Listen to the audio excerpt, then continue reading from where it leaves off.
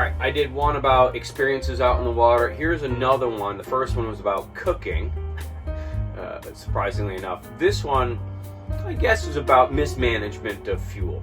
And I can think of a couple instances where we had plenty of fuel on board, we just couldn't get to it because the AC and DC pumps for the fuel were both broken.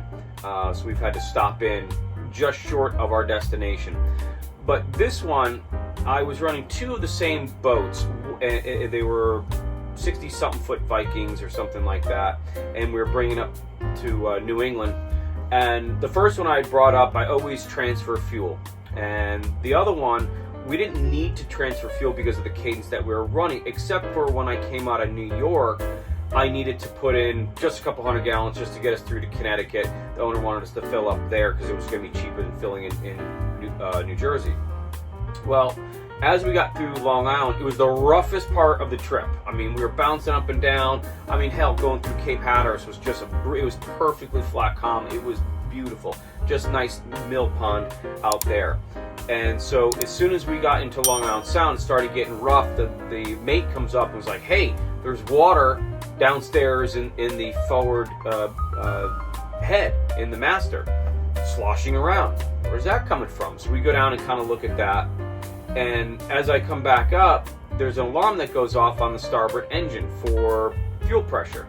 So, well, that's interesting. So I go down in the engine room, I look around, everything's running. We throttle back at this point. Everything seemed fine, so I go back up to the bridge and I throttle back up again. And we start going. And the owner calls me and says, you guys are making great time. I'm going to leave now. I'm going to meet you down at the marina. I was like, yep, okay, no problem. And sure enough, he hangs up the phone and I get the alarm on the port side. Low fuel pressure. I go, oh man, I know exactly what's going on. We're running out of fuel. The fuel transfer on Vikings are underneath the helm.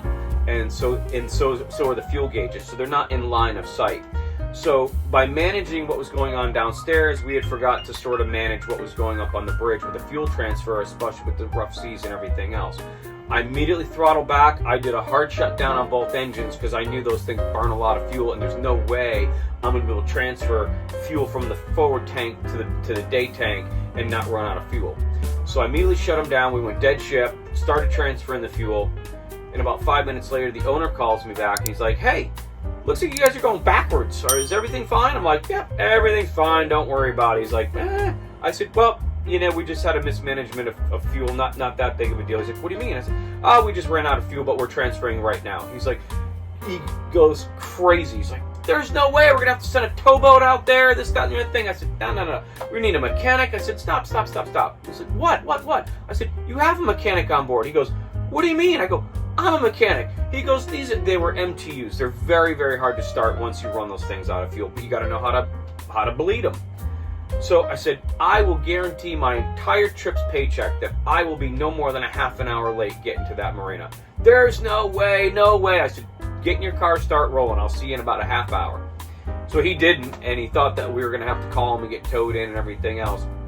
About 20 minutes later, I got the port fired up, and I said to the other guy that I was with, I said, get her going. I'll get this one fired up within 5 minutes. And sure enough, I got that fired up in 5 minutes, and boom, we were out of there, and we were not more than a half an hour late getting to the marina. And he came down and he goes, man, I can't believe it. I can't believe that you got these things started. I said, that's why you hire me. I'm not only a captain, I'm a mechanic, an engineer, and I'm also your chef. So parlaying into the other one that I just did, if you guys haven't watched that one, that's a pretty funny one about Spam and ramen noodles and caviar. So take a look at that. So that's two for you. If I think about anything else, there's a million of them.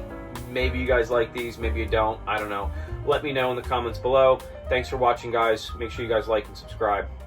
Talk to you soon.